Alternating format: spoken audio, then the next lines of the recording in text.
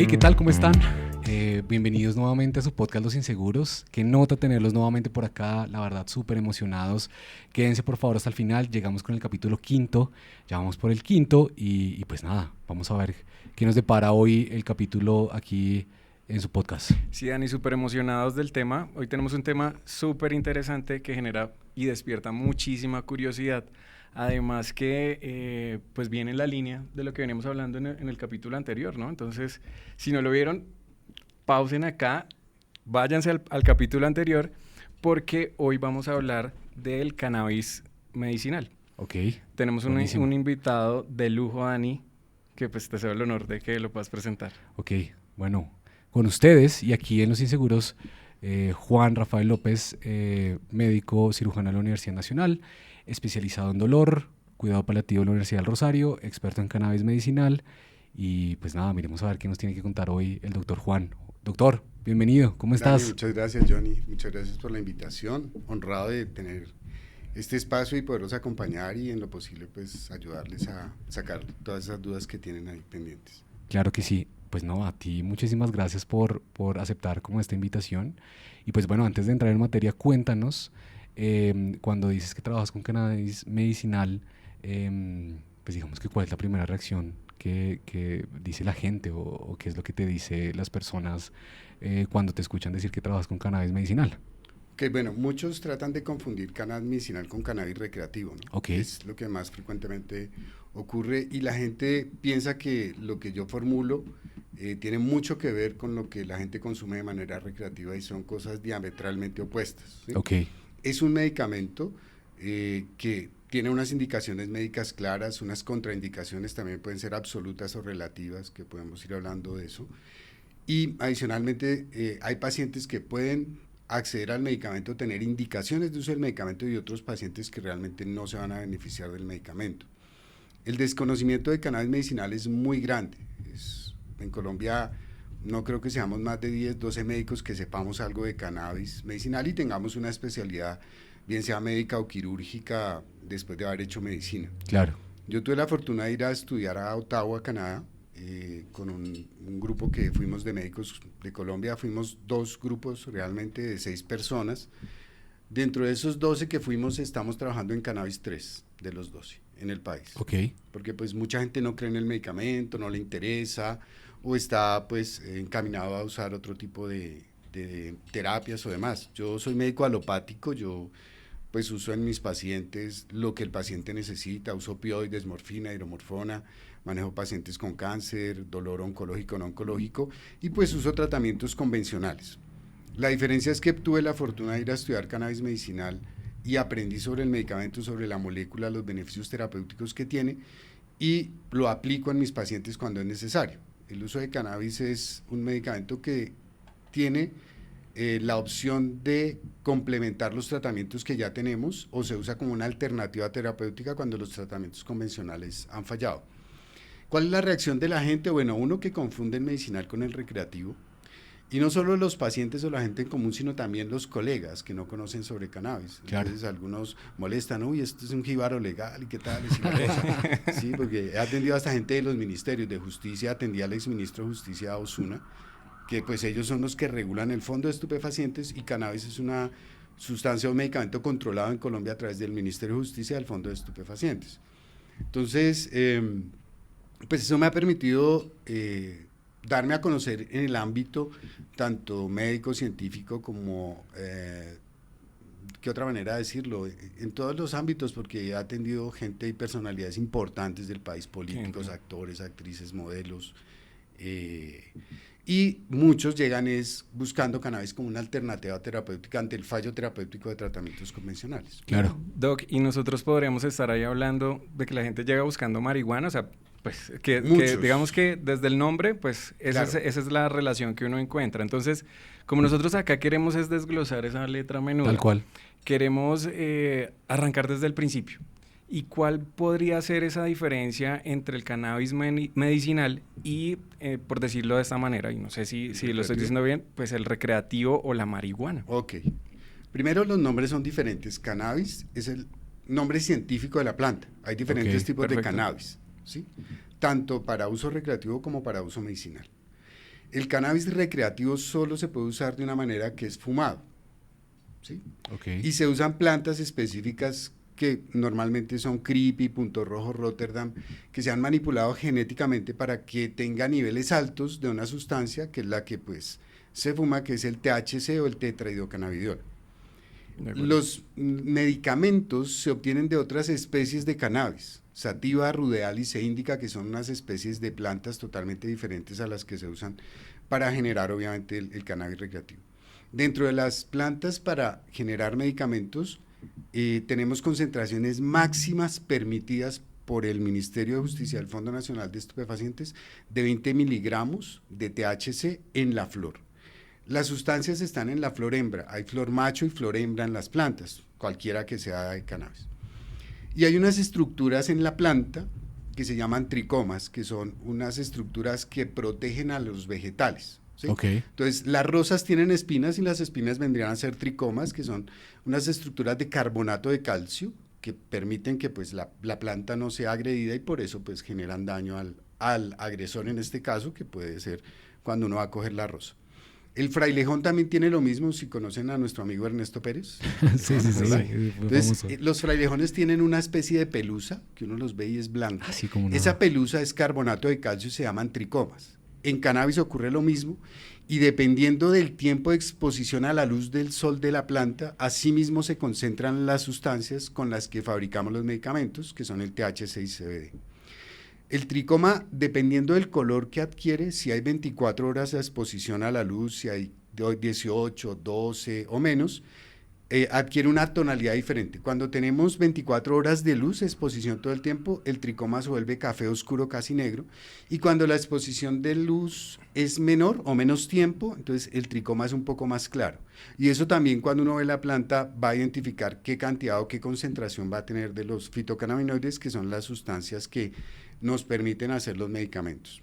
Okay. Entonces la diferencia es importante y grande porque el cannabis recreativo no tiene ningún efecto terapéutico, ¿sí? Es más un efecto de tranquilidad, de placer, de estrés. La persona que consume cannabis recreativo es una persona tranquila, relajada, ¿sí? Y el cannabis medicinal tiene objetos terapéuticos como tales. Entonces, tratamos algunos síntomas, dolor, ansiedad, sueño, náusea y vómito por quimioterapia, caquexia, anorexia, espasticidad por esclerosis múltiple, epilepsia, Parkinson, Alzheimer, autismo. Entonces, tenemos diferentes targets terapéuticos en donde podemos usar el medicamento de una manera adecuada, pero teniendo una preparación también idónea para el uso del medicamento. Y con ese tema de la preparación, pues yo pensaría que tiene que ver con la presentación, es decir, la gente de pronto, yo me imaginaría que pues está pensando en que va a fumar un cigarrillo, sí, y eso tiene que ser algo totalmente diferente. No, en Colombia la legislación para uso de cannabis permite el uso de fórmulas magistrales, que son aceites, ¿sí? Para uso sublingual u oral, ¿sí? Que es como tenemos los medicamentos acá en Colombia. Acá en Colombia tenemos varias fórmulas magistrales. Ahora hay una crisis importante de cannabis. La mayoría de empresas de cannabis quebraron en Colombia, de hecho. Sí, estaba escuchando. Sí, ha sido complicado porque, pues, inicialmente el Estado prometió muchas cosas para que la inversión fuera grande, pero esas cosas no se han cumplido de manera adecuada y en los tiempos que probablemente se hubiese esperado. Entonces, muchos de los inversionistas se fueron y hubo una pérdida de más de $700 millones en inversión de cannabis en Colombia. Entonces ahora somos muy pocos los que estamos sobreviviendo usando el medicamento porque tiene unos beneficios terapéuticos realmente muy importantes, muy importantes. Entonces la presentación en Colombia es gotas sublinguales hechas en aceite. Nosotros usamos aceite de sésamo, que es dulce, se coloca debajo de la lengua, no se deglute, porque si se deglute va al estómago, al hígado, tiene que sufrir una serie metabólica importante para que se puedan absorber los principios activos, mientras que si se deja sublingual, está hecha y diseñado el medicamento para que por la boca se absorbe, pasa a la sangre y va al sistema nervioso, que es donde necesitamos que vaya, básicamente. Oye, doctor, y pues digamos que ya nos has estado contando un poco como la diferencia cannabis recreativo, el cannabis medicinal, y ahora nombrabas precisamente cómo uno, pues digamos que a través de las gotas, pero cómo actúan en el cuerpo, digamos que estas gotas o las fórmulas magistrales o los medicamentos, y por qué pueden ser terapéuticos, es decir, ¿qué dice la ciencia sobre esto? Bueno, en 1900, más o menos a finales de los 80, 85, 86, en Israel, porque el descubrimiento de cannabis y el sistema endocannabinoide, que es de lo que voy a hablar, y por eso el medicamento funciona. Claro. Rafael Mecoulam, que falleció el año pasado, fue el investigador más grande de cannabis que hubo en el mundo. Y Michael Yahoni, que eran dos médicos que trabajan en la Universidad Hebrea de Tel Aviv, y ahí descubrieron el sistema endocannabinoide. Nosotros, los seres vertebrados, tenemos sistema endocannabinoide y también tenemos sistemas opioides, es decir, nosotros también producimos nuestra morfina. Claro. ¿Sí? Tenemos un sistema endógeno opioide y hay un sistema endógeno cannabinoide. Nosotros también producimos cannabis medicinal que se llaman endocannabinoides. Son la anandamida y el 2-AG. Ese sistema que nosotros los vertebrados tenemos permite a través de receptores que el medicamento funcione ahí. Hay varios receptores, los más estudiados son CB1 y CB2, que están en todo el sistema nervioso, tanto central como periférico, es decir, el sistema nervioso es cerebro, cerebelo, médula, sí, aclarando que no hay receptores de cannabis en el tallo cerebral. En el tallo no hay receptores de cannabis, sí hay receptores para opioides. Entonces la morfina funciona porque hay receptores para morfina en el sistema nervioso, tanto central como periférico. ¿Y por qué hago esta diferencia?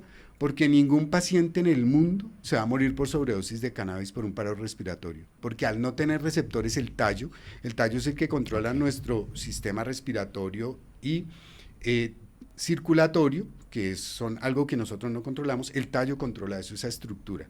Entonces, si hay una sobredosis de opioides, como ha ocurrido, y esto, la epidemia de opioides en Estados Unidos llevó a 8 millones de muertos, mueren por sobredosis por depresión respiratoria. Con cannabis no va a pasar eso. Claro. Y eso quiero que quede claro en qué sentido.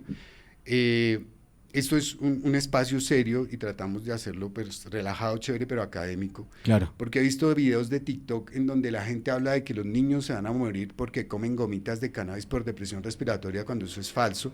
Y la persona que hace ese comentario no tiene idea de lo que está hablando y genera una información errónea, que es con lo que se queda la gente cuando ve este tipo de informaciones muy subjetivas sin ningún sustento médico.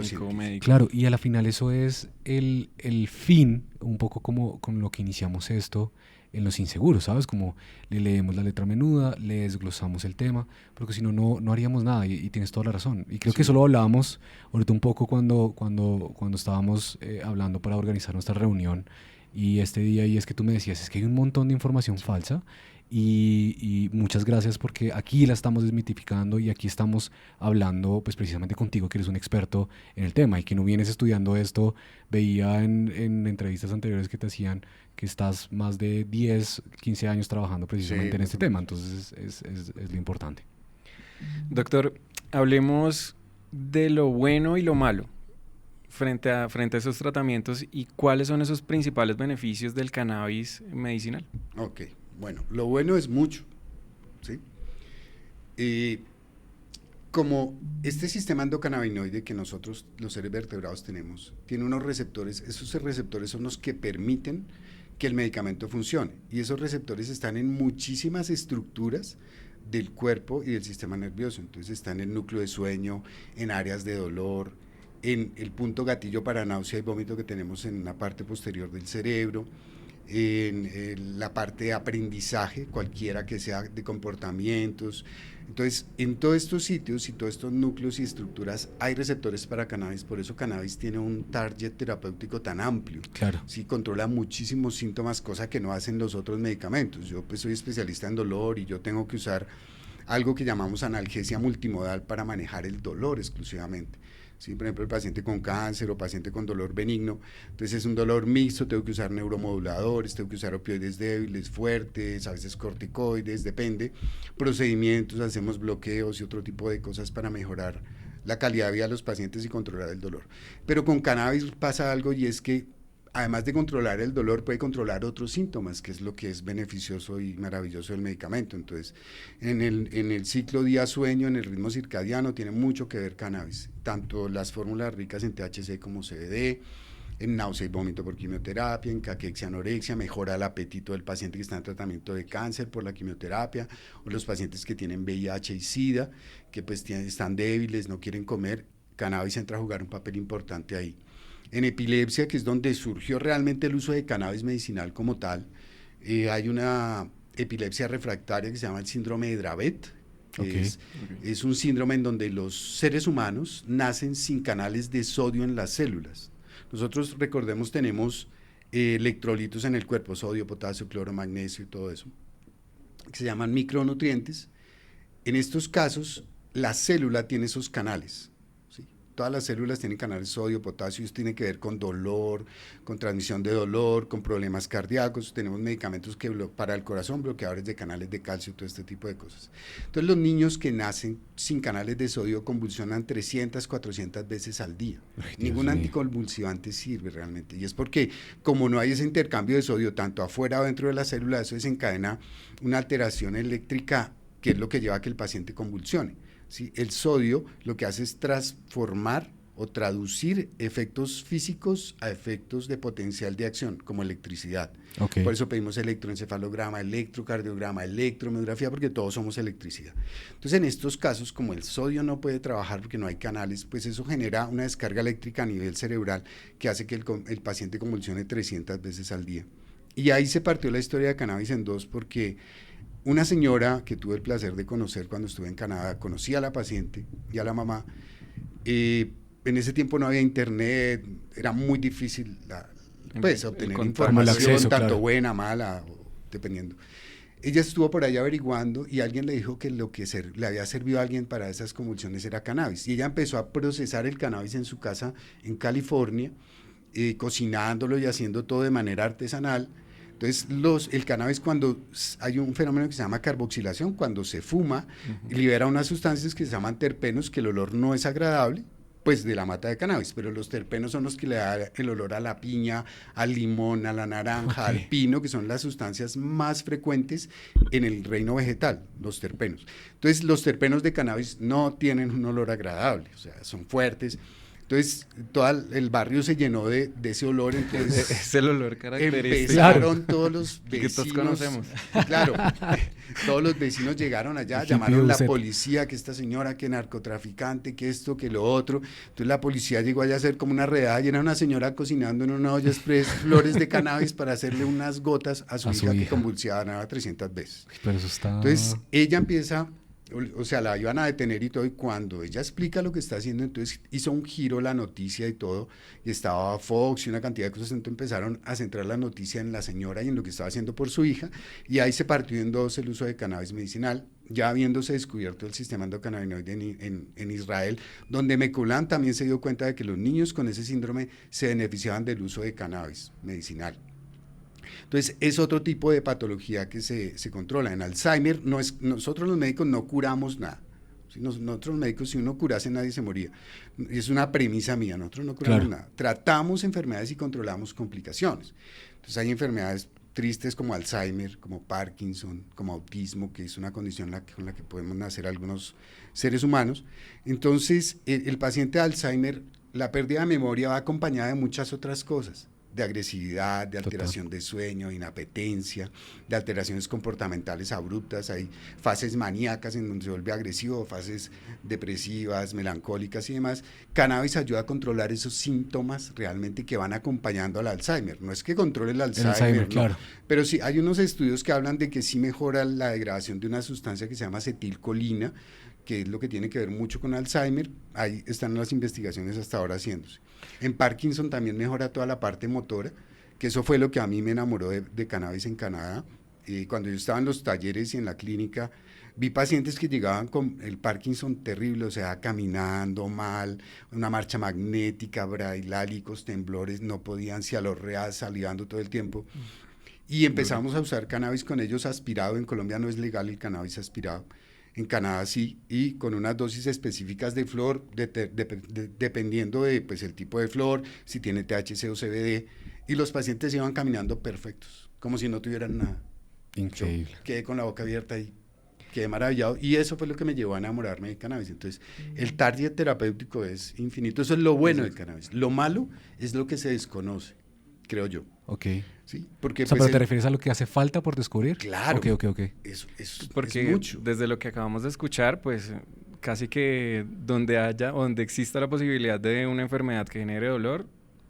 Claro, es y lo una más, es una- y lo una más alternativa. difícil de eso es que a la final, como por ahí dicen, ¿no? Uno está acostumbrado como, es decir, las personas que sufren de algún dolor están acostumbradas a esa vaina. Y esto es, pues, de acuerdo a lo que tú nos cuentas, pues una muy buena alternativa para cualquier enfermedad que uno No, tenga claro, con dolor, y ¿sabes? esto puede ser Porque incluso... la gente se acostumbra al dolor, o sea, no hay nada ahí después que tú puedas hacer. Y mira que desde lo que puede ser popular, ¿no? O sea, Ok. uno escucha, o por lo menos yo, que he vivido en diferentes partes del país, he visto cómo pueden utilizar la misma mata de la marihuana con alcohol Con para, alcohol. para Sí, eso es una frotar, tradición. para... Sí, es El alcohol la más... entierran y después se la botan en las articulaciones. Exactamente. Sí, sí, sí. Que eso vaya a tener alguna evidencia o algo no, pero le sirve a los pacientes, le Total, sirve a la gente. total. Puede ser un efecto placebo también.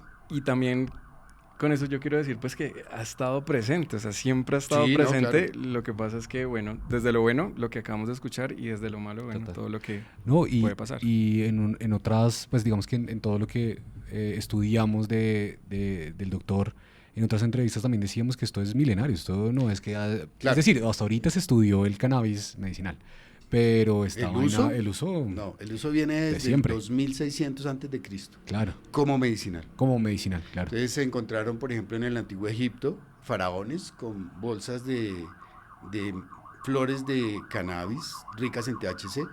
En la antigua China también varios emperadores eran enterrados con bolsas que tenían niveles de THC elevados. En India también, en Europa, ¿sí? En Europa se empezó a manejar de una manera un poco más científica a través de un médico, William Oldsbury, creo que era el apellido, que era el que trataba a la reina Victoria en su momento, Ok. y le daba cannabis para la dismenorrea, que son los cólicos menstruales que tenía la reina en su momento. Y él fue el primero que empezó a hacer estudios científicos por allá hacia 1600, 1700, del uso adecuado de cannabis medicinal. Empezó a hacerlo en perros y se dio cuenta que tenía unos efectos terapéuticos importantes, y eso lo extrapoló a humanos. En esa época era pues obviamente muy rudimentario, y se dio cuenta que sí era antiinflamatorio y ayudaba a procesos artrósicos y artríticos en esos pacientes en ese momento. Cada vez obviamente con el paso del tiempo, las investigaciones, receptores, hay receptores nuevos, ya no solo CB1, CB2, se habla de uno que es GPR55, que va a ser el CB3, que tiene que ver mucho con unos tumores, unos cánceres del sistema nervioso central. Estamos haciendo una investigación en eso, acá en Colombia, se ha hecho en otros países, que es un glioblastoma multiforme, que puede responder a uso de otros fitocannabinoides, que son cannabigerol y cannabicromero, Ok. para detener el crecimiento del tumor. Se está haciendo una investigación, yo hago parte de esa investigación desde la sombra, ¿sí? Qué nota. Ayer estuve en una revisión de un artículo que se va a publicar precisamente sobre este tema, ¿sí? O sea, mucho lo que desconocemos y probablemente es lo malo. Y lo otro es que la mayoría de comunidades científicas no creen en cannabis. Claro. Entonces nos cierran la puerta, muchos, y muchos desvirtúan la evidencia que hemos obtenido, diciendo que realmente no, que tiene sesgos, este tipo de cosas, pero realmente lo que yo puedo ver tanto en la práctica clínica como en la evidencia es que es un medicamento que es fabuloso y ayuda a mejorar la calidad de vida. Ahorita hablamos de lo bueno y lo malo, y en el principio también como que nombraste algo, pero ¿tiene algunos efectos secundarios? Claro. Y lo pregunto porque en el principio nos comentabas que hay perfiles, ¿no? Hay personas que sí, más allá de pronto un poco que la enfermedad, entiendo yo, y hay personas que definitivamente tú dices, no lo puedo tratar precisamente con este medicamento, pero es decir, hay efectos secundarios, y a qué personas es como que tú recomendarías. Pudiéramos, ok. Claro, o que pudieras hacerle el efectos tratamiento. secundarios como todo medicamento. Claro. Entonces, por ejemplo, usamos opioides y el primer efecto secundario de los opioides es estreñimiento. ¿Sí? Morfina, codeína, hidrocodona, lo que sea. Estreñimiento es un efecto secundario. Ok. Otro efecto secundario de los opioides, que es el que menos frecuente se presenta, es una depresión respiratoria. Cannabis también tiene efectos secundarios. Claro. Mareo, sueño y boca seca. Seca mucho las mucosas, ¿sí? Entonces, por ejemplo, en Parkinson es buenísimo porque el paciente de Parkinson produce mucha saliva, cialorrea extrema. Con cannabis disminuye eso. Claro. ¿Sí? Como Claro, efecto claro. secundario, pero es un efecto terapéutico para este Para tipo ello, de claro, patología. Aporta. Por eso lo pones ahí. Produce Claro. mucho sueño y en algunos pacientes mareo. Entonces, esto ha llevado a que haya cambios a nivel de legislación. Por ejemplo, en Canadá, la legislación vino cambiando porque cannabis, sobre todo los medicamentos que tienen THC, pueden producir crisis de ausencias pequeñas, ¿sí? Y por eso es efectivo en síndrome de estrés postraumático, porque genera amnesia en un sistema que se llama el sistema límbico y el hipocampo y la amígdala cerebral. Entonces allá llega y hay receptores para cannabis y el THC llega ahí y genera periodos de amnesia. Entonces el paciente que tiene un estrés postraumático, que es lo que ocurre, por ejemplo, con las personas que han estado en guerra o han tenido accidentes, ese tipo de cosas, tienen flashback, entonces tienen sueños vívidos, y es como el señor que en Estados Unidos sale, coge el fusil, sale al centro comercial y mata a un poco de gente porque es un veterano de la guerra y no puede diferenciar lo que vivió de lo que está viviendo porque tiene un estrés postraumático de lo que vivió en la guerra. Total. Se llama reforzamientos negativos. Cannabis tiene efecto terapéutico ahí porque genera amnesia. En estos casos, pero en un caso normal el paciente puede tener amnesia y puede estrellarse con los ojos abiertos y no se dio cuenta y se accidentó y se pudo matar. Claro. Y eso ocurrió en Canadá muchas veces.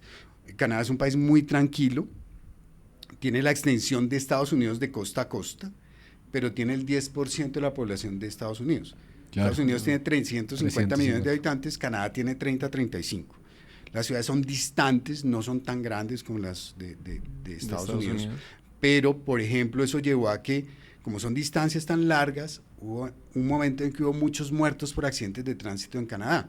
Los revisaban y todo, no tenían alcohol, no tenían drogas, nada, entonces ellos quedaron como perdidos porque no sabían qué pasaba, hasta que por ahí alguien encontró unas fórmulas de cannabis en unos pacientes que se accidentaron y empezaron a hacer un estudio retrospectivo, ¿sí?, de los pacientes que fallecieron, y se dieron cuenta que el 80-90% de esos pacientes que murieron en accidentes de tránsito sin una causa clara eran pacientes que usaban cannabis medicinal. Entonces eso llevó a que la legislación cambiara y que el paciente que toma medicamentos ricos en THC no puede conducir, no puede manejar maquinaria pesada, en lo posible no lo puede tomar en el día, sino principalmente en la noche.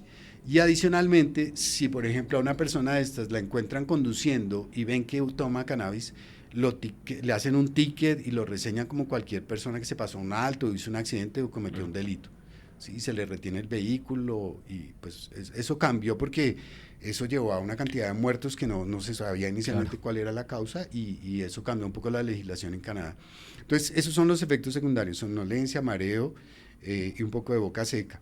Entonces, muchas veces combinamos fórmulas magistrales, por ejemplo, hay unas que no dan tanto sueño, que son las ricas en CBD, en el día y en la noche damos las que tienen THC, que son para dormir y ese tipo de cosas. ¿Sí? Okay. La adaptación de cada paciente es diferente también. Cada paciente responde de manera diferente al medicamento. La tolerancia, la dosis también es diferente. Eso es una ventaja de cannabis, que es un tratamiento personal e individual. Entonces la fórmula magistral se le prepara al paciente y la dosis la pone el paciente. Yo soy paciente de cannabis, yo uso una fórmula rica en CBD. Mi dosis es de 24 miligramos de CBD en la noche. Mi papá toma THC y toma 10 miligramos de THC en la noche, ¿sí? Y es otro medicamento, es diferente. Mi mamá, mi hermana, mi suegra toman CBD, mi hermana por artritis reumatoidea, mi suegra, mi mamá por artrosis, por ansiedad, por sueño, entonces toman solo CBD. Mi mamá toma 30 miligramos, mi suegra 50, mi hermana como 40. ¿Sí? Cada uno puede tener una dosis diferente. Sí. Pero súper específico cada uno de los pacientes. Y eso es una ventaja que tiene esto. Depende de edad, de estatura, para allá iba. Entonces, peso. La otra parte de la pregunta era, ¿qué pacientes pueden acceder o no a cannabis medicinal? Claro. Hay una contraindicación absoluta para uso de cualquier tipo de medicamento de cannabis y es esquizofrenia. Okay. El paciente esquizofrénico, y muchos esquizofrénicos consumen cannabis recreativo y eso empeora sus cuadros psicóticos. ¿Sí? Entonces, por eso hay una contraindicación absoluta en ellos. Y hay contraindicaciones relativas sobre todo en enfermedades mentales de este tipo, depresión, ansiedad, trastorno afectivo bipolar, que en la clínica teníamos un psiquiatra que era experto en cannabis medicinal y ante las dudas uno le preguntaba a Juan Francisco, oigan, tengo este paciente, ¿será que le puedo dar esto o te lo mando? Y más bien tú lo ves y lo cuadras porque por dolor yo le daría esto, pero tiene este componente psiquiátrico, entonces me puedo abstener a darle el medicamento en este momento, prefiriendo que pues el que es experto y especialista pues me dé la luz o vea al paciente y me diga sí o no se puede. ¿Sí? Entonces eso hay que tenerlo en cuenta. Hay pacientes que tienen, por ejemplo, medicamentos anticoagulantes como warfarina, un reemplazo valvular, una cirugía de corazón abierto. No puedo dar medicamentos en CBD ricos en CBD porque eso empeora el riesgo de sangrado de ese paciente. Okay. Hace interacción farmacológica con la warfarina y puede hacer que el paciente sangre fácilmente, haga un accidente cerebrovascular, una hemorragia digestiva o algo. Entonces, tengo que tener cuidado con todo este tipo de situaciones, de pacientes, de patologías, de comorbilidades para ver qué tipo de medicamento es el que más le funciona. Claro, y en el capítulo anterior que hablábamos y te contábamos de los hongos y los IVE, pues hablando con nuestro invitado que se llama César, pues él nos decía que de hecho se tenía que dedicar casi a sus pacientes como, ¿sabes? Como una hora, Claro. y pues para primero como un pre y después eso era casi todo el día. Entiendo que es muy parecido acá, ¿no? Es decir, tú lo que entiendo es que para ti el paciente es súper específico, Sí. te dedicas a ver si tiene algunos antecedentes, por supuesto toda la parte médica, Sí, Todo, que, exacto, pues, todo el rigor médico, claro, todo el que rigor va médico que va acompañando la intervención. Claro. Yo, por ejemplo, mi consulta es de 1 hora. Yo no hago Ok. consultas de 20 minutos o 15 minutos. Para mí eso me parece que es un mal ejercicio médico y siempre lo he hecho. Y en mi consulta particular es 1 hora de consulta y por EPS mínimo media hora. A veces me tomo más, ¿sí? Cuando el paciente lo necesita. Yo he tenido consultas hasta 2 horas con pacientes porque en dolor tenemos que ver una cantidad de cosas, ¿sí? El dolor no es solo un proceso neurobiológico o físico de percibir el dolor, tiene otras connotaciones. Claro. Hay emocionales, hay espirituales y hay...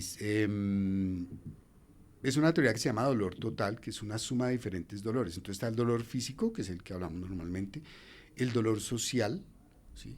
Todos cumplimos un rol en la sociedad. Total. ¿Sí? Ya les explico eso. Hay un dolor espiritual y un dolor emocional. La suma de esos dolores es dolor total. Y cuando yo hago una consulta de dolor, yo tengo que averiguar si el paciente tiene factores de riesgo para cronificación de dolor. Yo averiguo cómo fue su infancia, cómo fue su adolescencia, por qué se casó, por qué no se casó, por qué se separó. Encuentro historias tristísimas, abuso sexual, abuso físico, abuso emocional, todo lo que ustedes quieran. Y eso lleva a que el paciente cronifique el dolor, sobre todo en mujeres. El dolor es más frecuente en mujeres, la prevalencia es mayor en mujeres que en hombres, ¿sí? Pero las mujeres son más tolerantes al dolor que nosotros los hombres, ¿sí? La mujer soporta más el dolor, por eso paren y nosotros no. Tienen unos Claro. umbrales de dolor mucho más altos Sí, que son los hombres. mucho más tolerantes al dolor. Entonces, en mi consulta yo tengo que averiguar todas esas cosas, ¿sí? Que, cómo fue su infancia, adolescencia, y eso uno no lo hace en 10 o 20 minutos. Total. Yo tengo que averiguar todo, yo averiguo qué religión profesa, porque dependiendo de la religión también hay cosas en medicina, por ejemplo, el testigo de Jehová no permite transfusiones sanguíneas. Correcto. Yo tengo que leer Levítico 17:13 y entender ese versículo porque la señora me dice que no. ¿Sí? Entonces en ese versículo dice que el alma está en la sangre, entonces ellos piensan que cuando uno transfunde está pasando el alma de una persona a otra y lo va a hacer impuro, por eso ellos no permiten transfusiones. Pero eso ha llevado a que en medicina hayan muchos adelantos, gracias a los testigos de Jehová. Tenemos expansores plasmáticos como hemacel y otras sustancias que tratan de reemplazar la sangre para que este paciente no se transfunda, ¿sí? Claro. Entonces eso, si es agnóstico, qué nivel de escolaridad tiene, también lo averiguo, porque tristemente en Colombia hay pacientes que no saben leer y escribir. Entonces, ¿cómo le explico yo a un paciente que no sabe leer y escribir? O cómo le pregunto que me dé su intensidad de dolor de 1 a 10. Claro. Si claro, no conoce claro. números, Sí. no sabe leer. Entonces, uno tiene que idearse mecanismos para que poder extraerle esa información al paciente y que el paciente nos dé lo que nosotros necesitamos para poderle ayudar. Y no es fácil, y eso pues no se hace en un tiempo corto. Total. Doc, y me surge una pregunta pues con todo lo que estamos viendo. ¿El colombiano de a pie puede acceder fácilmente a un tratamiento con cannabis medicinal? Es decir, con mi EPS. Sí, es que lo nombraste ahorita, yo también quedé con la duda. Sí, en Colombia hay una legislación, ¿sí? Y esa legislación permite el uso de cannabis medicinal a través de los planes de salud, ya está dentro del plan obligatorio de salud. Que las Ok. EPS no lo quieran dar es otra cosa. Y que se Ese es escuelen otro cualquier tema. cantidad de vainas es otra cosa. Difícil de eso es que Colombia fue uno de los pioneros en Latinoamérica en este tema. Claro. Y que el doc nos cuente eso, pues... Juan hombre. Manuel Galán, que fue la persona que hizo la ley en el 2015-2016 para que el cannabis se usara de manera medicinal en Colombia y con una resolución en el 2017, fue que se llevó a cabo el uso de cannabis medicinal en Colombia. Eso dio pie para que se importara la semilla, se cultivara, se procesara, se fabricara, se formulara y se distribuyera. Eso es lo que dice más o menos esa ley en ese momento. ¿Qué ha pasado? Eso en un momento fue un medicamento no PBS, es decir, nosotros teníamos que llenar un formato especial que se denominaba MIPRES para que a través de eso la EPS apruebe el medicamento al paciente. Claro. Pero ahí me queda una cantidad de dudas porque me aprueba el medicamento el paciente alguien que no sabe del medicamento, pero pues así es como funciona la cosa. Tramitomanía. Después de esto vino 2 resoluciones en el 2022 y 2023 que incluye cannabis dentro del plan básico de salud. Es decir, Claro. cualquier paciente que requiera el medicamento puede acceder al medicamento. Pero esto llevó a que la negativa constante de las EPS al paciente llegara una avalancha de tutelas, ¿sí? Cuando el medicamento era no POS y yo tenía que hacer el MIPRES, el recobro de la EPS, en este tiempo era FOSIGA, Fondo de Seguridad y Garantía, era más sencillo porque era no POS y pues el MIPRES permitía que, entonces lo aprueban y le van a devolver. Pero cuando el medicamento entra al plan básico de salud, siendo del plan básico de salud el recobro no es tan sencillo. Entonces ellos cortaron por lo sano y no se lo volvieron a dar a los pacientes. Y ahí vino una avalancha de tutelas, yo tuve que responder alrededor de 200 tutelas porque les habían negado el medicamento a los pacientes. Y de esas tutelas llegaron 2 tutelas, no sé cómo se hace el reparto de eso, a la Corte Constitucional. Y la Corte dio una sentencia en donde se obliga a las EPS a que entregue el medicamento al paciente que lo requiera. Y hay una legislación fuerte que permite el uso de fórmulas magistrales en Colombia mucho antes de que cannabis existiera en Colombia. Son desde 2005 esas resoluciones, ¿sí? Entonces, cannabis se refuerza obviamente con esta base jurídica que permite que el medicamento se use de manera adecuada en Colombia. Pero las EPS pues no se lo quieren dar al paciente. Nos interrogan a nosotros, o por ejemplo a mí, que soy experto y especialista en cannabis, cosas que ellos no tienen ni idea. Sí, es un médico auditor o una persona que se dedicó a auditoría que no tiene un conocimiento profundo del tema ni de dolor, ni de opioides, ni de cannabis, son los que toman la decisión de aprobarle o no el medicamento al paciente, que no es lo justo, ¿no? Realmente el especialista es quien sabe qué es lo que va a beneficiar a su paciente. Claro, y por eso los Pero que están legalmente mandando. todos los colombianos que requieran el uso de cannabis medicinal lo pueden tener a través del sistema de salud, porque es un medicamento POS. Y aquí nos surge otra pregunta, doctor Juan, y es, pues, ¿qué pasa con los médicos? Por supuesto, sin satanizar tampoco el tema, y tú lo decías, ahora estamos hablando de las EPS, pero, y tal cual como tú lo decías, sabemos que no son conocedores, que hay unos, tú decías ahorita, 2 o 3 personas quizás que estén con toda la experiencia aquí en Colombia, pero ¿qué pasan con ellos? ¿Sabes? ¿Crees que hay alguna resistencia un poco como en el gremio, no solo de las EPS, porque aquí estamos hablando de un negocio, pero también de tus colegas como médicos? Sí. ¿Crees que hay alguna resistencia de ellos? Pero yo creo que el problema es más de educación. Ok. Y de formación, ¿sí? Entonces, la educación en Colombia a nivel de medicina adolece de muchas cosas. Mire, aquí el problema de educación en medicina es muy grande. Hay 63 facultades de medicina en el país. Tenemos más facultades de medicina por millón de habitantes que Estados Unidos. Es absurdo. O sea, no me parece lógico. Y me preocupa la formación que están teniendo esos futuros colegas en las facultades de medicina, porque yo he trabajado con médicos muy jóvenes, graduados recientemente, en donde veo muchas falencias, ¿sí? Obviamente yo me formé en otra época. Yo tampoco soy partidario de que la letra con sangre entra, porque a mí me maltrataron, me fustigaron, me dijeron bruto, váyase, sálgase de la puerta para allá. Sí, y uno no sabe si seguir estudiando o no, si sirve para esto o no, y eso tampoco es bueno. Lo que pasó el año pasado con la chica que se suicidó en la Javeriana. Exacto. Claro. Eso fue pues digamos que la punta del iceberg, pero lo que tú dices. No, o sea, eso ha pasado toda la vida. Toda la Sí. vida. Cuando uno tiene poder, ¿sí? Porque uno empieza siendo el estudiante, entonces a uno lo pisotea todo el mundo. ¿Sí? Entonces uno viene a ser interno, que es el último año de medicina, donde yo ya terminé mi carrera y ahí estoy ejerciendo como médico sin licencia, pero soy un burro de trabajo en el hospital donde estoy como interno. Después hago el rural, después entro a la especialidad, que no es tan fácil en Colombia, y depende de uno, son 3, 4, 5 años de especialidad, entonces ahí cada vez me van pisoteando o yo empiezo a pisotear en la medida en que yo adquiero poder y jerarquía. Y eso se ha vuelto un círculo vicioso en donde cuando yo tengo poder, pues voy a hacer lo que me hicieron a mí, y eso no está bien y no estoy de acuerdo, y creo que es hora de ponerle un alto y cambiar esas cosas. Pero hablando de la educación como tal en Colombia y de todas las facultades de medicina que hay, la falencia es que, por ejemplo, en las facultades en pregrado no se enseña dolor, no se enseña sistema opioide, no se enseña sistema endocannabinoide, ni neurobiología de dolor, nada de esas cosas. Y la principal causa de consulta en el mundo es dolor. Claro. Y no lo sabemos manejar, no lo sabemos diagnosticar, no lo sabemos diferenciar, no lo sabemos tratar. Y eso ocurre no acá, en todo el mundo realmente, ¿sí?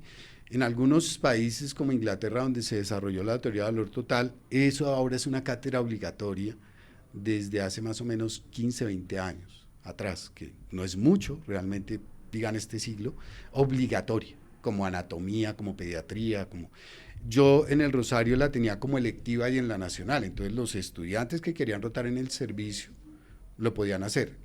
Era obligatoria para algunas especialidades que estaban rotando con nosotros, que era anestesia, fisiatría, medicina familiar, algunos de medicina interna, ¿sí?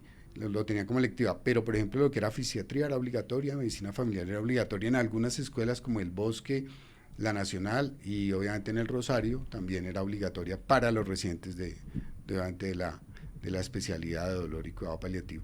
Entonces, ese es uno de los grandes problemas. Y si yo no sé mucho de cannabis, el ego médico es muy difícil porque los médicos aparentemente debemos saber todo o debemos conocer de todo y realmente no debe ser así, ¿sí? El que más debe saber debe ser el médico general, que sea menospreciado cada vez se deja de lado. Es una carrera dura de 6 años, trasnocho, sacrificio, en otras facultades es de 7 años, para que se menosprecie de esa manera tan tenaz como se está haciendo ahora. Entonces, y ya también el sistema de salud llevó a que el médico general sea como una secretaria y solo escriba y formule y ya, y no remita, no haga, porque castraron también el ejercicio médico, que eso también lo ha hecho el sistema de salud. No, es que si usted formula mucho, lo he hecho y ahí hay 200 hojas de vida más. Entonces, pues el médico se abstiene de formular, de hacer, porque pues tiene que cuidar su trabajo y tiene que pagar deudas y el préstamo, el ICETEX y lo que sea. Y creo que eso es como como un sentimiento como generalizado, ¿sabes? El otro día mi hija, pues fueron y la atendieron en la casa y ella es contenta con el tema de los médicos y tiene su kit y la cosa y emocionada, porque de hecho cuando va al médico es como, y sabe lo del pulso oxímetro y todo el tema, pero ella toda emocionada le dijo al médico, no, es que yo quiero cuando grande ser como tú, ¿no? Y lo más difícil de esta historia es que el doctor le dijo, no, es que esto no es tan, como que, ¿sabes? Le hizo entender como que no es tan chévere, o le dijo algo así como, no, niña, no desee eso. Y nosotros con mi esposa quedamos como, Dios mío, sí, qué triste, o sea, porque es una labor, es una vocación, es una vaina muy que bonita no es y para nada fácil. Y que no debe ser para nada fácil, pero es lo que tú dices, es esa sensación. Sí, pero eso es lo que está ocurriendo y lo que está pasando en este momento a nivel de educación. Y pues obviamente si en las facultades no se enseña nada de esto, pues cannabis mucho menos. Sí. Entonces si yo no sé, y algo que tenemos los médicos es un ego muy grande. Creo que es más grande que el de los argentinos. ¿Saben cómo se mata un argentino? ¿No? Se sube a su propio ego y se lanza al vacío. Entonces los médicos somos casi lo mismo, ¿sí? Pero entonces si yo no sé, entonces yo no le doy crédito a esas cosas por el hecho de no saber, ¿sí? Y no tengo la capacidad de discernir o de darme cuenta de que probablemente sí sirve. Y yo he tenido algunos roces inconvenientes con colegas. Es que eso no sirve. Yo, venga, ¿usted dónde estudió cannabis? ¿Qué sabe de cannabis? Siéntese y hablemos. Claro. Alguna vez me pasó con una exalumna, me llega una paciente, es una especialista que trabaja en Sanitas, y la paciente me dijo, no, es que me está viendo la doctora. Le dije, ya fue alumna mía de la especialidad. Sí, pero me dijo que cannabis no servía para nada, que no sé qué, que entonces yo cogí, llamé de una vez a mi exalumna, altavoz, le dije, Pepita, ¿usted qué es lo que está diciendo de cannabis? Yo la entrené a usted 3 años en su especialidad, en el Rosario, y yo no le enseñé nada de cannabis. Dígame, ¿dónde estudió? Claro. Para que usted le esté diciendo esto a los pacientes. No, profe, le dije, no quiero que usted vuelva a hacer. Si usted quiere, con mucho gusto, venga, yo le explico, yo le enseño, ¿sí? Para que usted aprenda y sepa usar el medicamento. Pero no le des crédito porque usted no conoce. Claro. ¿Sí? O antes de mandar un juicio de valor, ¿sabes? Que se trata de hablar contigo claro. primero. Además, el médico, pues para muchos pacientes sigue siendo una persona muy importante y Total. Lo que diga el médico es lo que es. Entonces, si la doctora a mí me dice que eso no sirve para nada, que eso es basura, que eso no sé qué, pues Total. Con ese concepto es que yo me voy a quedar. Claro. ¿Sí? Y eso yo lo vivo muy frecuentemente. Entonces, afortunadamente yo tengo un conocimiento importante del tema Antes de ser médico soy licenciado en biología y química, entonces para mí la farmacología y la química de la flor, del medicamento, se me facilita entenderla, las interacciones farmacológicas, dicto clases de farmacología en la UTCA precisamente por eso. Entonces eso me lleva a tener un conocimiento un poco más amplio de muchas cosas que la mayoría de colegas no lo tienen. Entonces al tener ese conocimiento, ya ponerme de tú a tú, pues obviamente se dan cuenta que no saben tanto como creen y que no deben estar emitiendo juicios de esa manera tan, diríamos, irresponsable, porque es irresponsable, de generarle una información inadecuada a los pacientes. Total. Eso se ve mucho también. Para todos, entonces, lo que nos están escuchando, pues nada, miren aquí también lo que nos está contando el doctor Juan. Y pues aprovechando el tema, vamos a proponer una actividad muy sencilla. Te vamos a proponer una actividad, Doc. Es como un mito realidad, esto es nuevo aquí en Los Inseguros. Y es básicamente 3 preguntas donde te vamos a hacer, nos dices si es mito o realidad y un porqué como muy sencillo, también como para ir ya un poco como cerrando. La primera pregunta que te quisiéramos proponer, ¿el cannabis medicinal causa adicción? ¿Mito o realidad? Cannabis medicinal realmente no causa adicción. El cannabis recreativo puede que sí. Pero, por ejemplo, los pacientes que consumen o las personas que consumen cannabis recreativo, menos del 10% se vuelven adictos al cannabis. Cosa que no pasa con otros medicamentos. Los opioides son mucho más adictivos que el mismo cannabis. Las benzodiazepinas, es decir, el clonazepam que se toma la abuelita para dormir, es más adictivo que el cannabis. Adictivo. La morfina que se toma el paciente para dolor es más adictiva que el cannabis, ¿sí? Entonces, el cannabis medicinal como tal realmente no genera tanta adicción como cualquier otro medicamento. Ok, vamos con la segunda. La segunda pregunta es, ¿cualquier persona puede comprar cannabis medicinal en Colombia? ¿Mito o realidad? No cualquiera debería ser, y pasa, ¿no? Entonces, en Colombia es un medicamento controlado por el Fondo Nacional de Estupefacientes y el Ministerio de Justicia. Entonces, necesita de una fórmula médica, de una historia clínica y de un personal entrenado de salud sobre el uso del medicamento. Eso es importante. Entonces, no cualquier persona podría comprar cannabis medicinal. Pero, ¿qué pasa? La tienda naturista tiene gotas de cannabis. En el puente Transmilenio venden gotas de cannabis. Sí. La doctora Pepita Pérez le hace las gotas de cannabis. Y tenemos una diferencia grande, y es que hay fórmulas artesanales de cannabis, que no sabemos quién la hizo, cómo la hizo, qué concentración, qué bioseguridad, nada de esas cosas. Una fórmula magistral está hecho por un laboratorio farmacéutico y tiene que tener el aval del INVIMA, que se llaman buenas prácticas de elaboración, ¿sí? Que avala que ese medicamento se hizo con todas las normas de bioseguridad, de higiene, de metales pesados y demás. Aquí hay 3 estudios que se han hecho, que los conozco de primera mano. Uno se hizo en Cairo, en el laboratorio donde yo tengo los medicamentos, y se encontró materia fecal, hongos, bacterias, opioides, aceite de cocina, y muchas no tienen traza de cannabis. Otro lo hizo la Salle y el otro lo hizo la Nacional. Y los 3 estudios, por aparte, cogiendo fórmulas de la calle y cualquier lado de cannabis, se encontraron las mismas cosas. Unos tenían hasta plomo, porque cuando se hace este medicamento se tiene que aislar metales pesados y los tienen no porque son tóxicos. Claro. Entonces aquí hay un interrogante grande. ¿En qué sentido?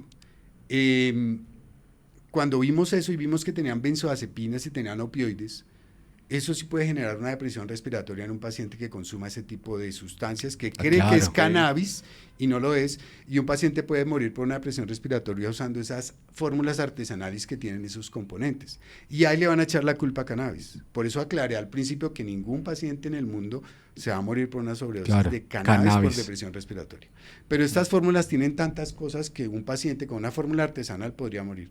Entonces, respondiendo a la pregunta, realmente ningún paciente podría comprarlo de venta libre, sino tiene que ser formulado por un médico especialista o por lo menos experto en el uso del medicamento. Ok, y la última pregunta es, pues dependiendo también de lo que tú nos contabas, la cantidad y demás, ¿el cannabis medicinal podría como poner o colocar de la misma forma que el cannabis recreativo en algún momento? O sea, ¿te podría como colocar Depende como en mesa? del tipo del medicamento. Ok. Sí, que tenga efecto psicoactivo, ¿sí? Que tenga ese efecto psicoactivo. Bueno, puede haber, pero sobre todo en las fórmulas que son ricas en THC, que es el más controlado, ¿sí? Más que en CBC. Ejemplos. Yo tengo Yo he visto más o menos 15.000 pacientes que manejo con cannabis medicinal en mi trayectoria acá, y en la clínica hemos visto entre 40 a 50.000, pero yo solo he visto 15.000 que he manejado yo solo. Entonces tengo una buena experiencia y una buena casuística en el uso del medicamento con buenos resultados. Más del 95% de los pacientes han tenido buen control de síntomas, cualquiera que sea ansiedad, sueño, dolor o esto. Pero ¿qué pasa? De esos 15.000, yo creo no tengo 20, no, yo creo que no tengo 50 pacientes con THC puro. Okay. Dentro de eso es mi papá. ¿Sí? Claro. Mi papá lo tengo con THC puro, pero después de que empecé con una fórmula balanceada, lo puse a una concentrada y ya terminé con THC. Tengo casos muy llamativos. Tengo un paciente que es un enfermero que quedó tetrapléjico, es decir, paralizado de aquí para abajo, de 41 años, tiene una distrofia muscular de Ullrich, se llama la enfermedad de él. Un paciente que pasó por todos los medicamentos, lo vio todas las clínicas de dolor, depresión, ansiedad, insomnio, todo lo que ustedes quieran. Hasta que una alumna me llamó y me dijo, profe, yo necesito que usted a este paciente, ya le dimos todo tapentado de todos los opioides, nada, no le funciona nada. Entonces cuando él me llega a consulta, pues yo ya viendo todo lo que le han hecho manejado, yo no entré ya con ni CBD, no, entré con THC puro. Es uno de los pocos pacientes que entré con THC puro, y es el paciente que más dosis de THC toma, que se toma 120 miligramos de THC al día, 40 cada 8 horas. Pero me dice que la mejora en calidad de vida, sueño, ansiedad ha sido un 70%. Ya no toma opioides, sin nada de esas cosas. Yo le preguntaba por efectos secundarios, pero como fue un paciente que no era virgen de opioides, que había consumido altas dosis de opioides y todo, pues no tuvo efectos secundarios, y molecularmente los receptores de cannabis y de opioides son muy parecidos y están ubicados en sitios muy iguales. Entonces yo por eso pensé en empezarle THC puro. Mi papá, como les digo, ha tenido al principio, cuando voy ajustando dosis, como mareo y vértigo. Hay algunos pacienticos que me han referido elefantes azules y verdes y amarillos, y como alucinaciones, pero sobre todo con los medicamentos de THC puro. Entonces yo tengo que disminuir la dosis. Le digo, mira, disminuya la dosis hasta que no tenga esos efectos secundarios y que tenga control de síntomas. ¿Sí? Porque el paciente llega a la consulta con las ganas de que yo le quite el dolor, y eso es imposible. Claro.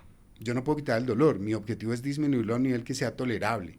Así que tenga calidad de vida, un 50, 60% del dolor, mucho menos en intensidad, y que pueda hacer sus actividades tanto laborales como personales o de vida diaria. Entonces, muchas veces sí se presentan efectos secundarios con fórmulas de THC. Hay también que aclarar que hay pacientes que se predisponen, y he tenido casos. Claro. Que les doy CBD y ve elefantes, y no los puede ver porque no tiene efecto psicoactivo el CBD, pero se predispone porque sabe que es cannabis. A lo Dumbo. Okay. Exacto, entonces dice, ay no, pero yo me tomé la gota y eso empecé a flotar. Yo, imposible, porque es CBD, o sea, no voy a discutir nunca con el paciente esas cosas, claro. Pero bueno, ya va predispuesto, sobre todo pacientes de tercera edad. Pero por ejemplo el paciente que lo tolera, que le va bien, mi paciente más longeva tiene 102 años. Wow. La tengo con CBD, se toma 0,2, eso equivale a 6 miligramos de cannabidiol cada 12 horas, y ella está feliz y va una vez al año a que yo la vea. 102 años. Y tengo otros de 99, 99, 98, así, que realmente el medicamento les ha mejorado su condición y su calidad de vida. Definitivamente ese es el poder de la mente, ¿no? Doctor Juan, para ir cerrando, si nos puedes dejar un mensaje para quienes tienen dudas todavía sobre el cannabis medicinal, ¿qué nos puedes dejar como un mensaje de cierre? Bueno, uno, es un medicamento, sí, que tiene indicaciones, tanto médicas y contraindicaciones, ¿sí? Uno, eso. Dos, debe ser formulado por un médico, especialista en lo posible y experto en el uso del cannabis medicinal, ¿sí? Tres, no es una panacea, tampoco es que va a curar y va a servir para todo, pero sí los efectos terapéuticos que tiene son muy importantes y sí mejora la calidad de vida de los pacientes. Eso es innegable y es claro. Está comprobado. Total. Mi primer paciente en Colombia en cannabis medicinal fue mi esposa, que Yamit me hizo una broma. Y, o sea, que usted conoció a su esposa Lidia marihuana. No, ya la conocía. Sí, ya llevaban. Claro, estuvimos hace 45 años. Esa no fue la táctica. Sí, pero por ejemplo ella... una colega, una exalumna la ve, estaba con opioides, hidrocodona, tapentadol, pregabalina. Yo le quité ya, todo eso está con yoga, hidroterapia y cannabis. Y la calidad de vida le ha mejorado un 60-70%. Mi papá fue mi segundo paciente en Colombia con cannabis. ¿Sí? Yo todavía no trabajaba en cannabis directamente, sino que yo traje unas muestras de Canadá y cuando yo quiero implementar el uso de cannabis en la Universidad Nacional, pues no encontré como esa receptividad y terminé pues yéndome del hospital, pero me quedé con las fórmulas que había traído. Entonces yo dije, pero ¿yo qué hago con esto? Entonces empecé a usarla con mi esposa, le fue muy bien. Entonces fue cuando empecé con mi papá, y ya cuando me enrolé en el cuento y en la clínica y todo, pues ya empecé a manejar, pues, mi familia toda. Yo tomo cannabis, mi mamá, mi hermana, mi suegra, todo el mundo. En mi casa son usuarios de cannabis medicinal. O sea, es un medicamento que para mí es maravilloso. Hay que ser responsable, tiene que usarse responsablemente también. Yo llevo estudiando cannabis 7, 8 años, trabajando fuerte, duro.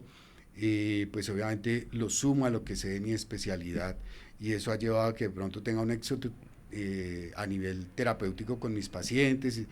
Yo he tenido pacientes de hace 15 años que me han buscado porque vieron la entrevista o algo y quiero que usted me vuelva a ver porque usted me trató hace 15 años y me ayudó, y han ido muchos pacientes por el uso del medicamento. Claro.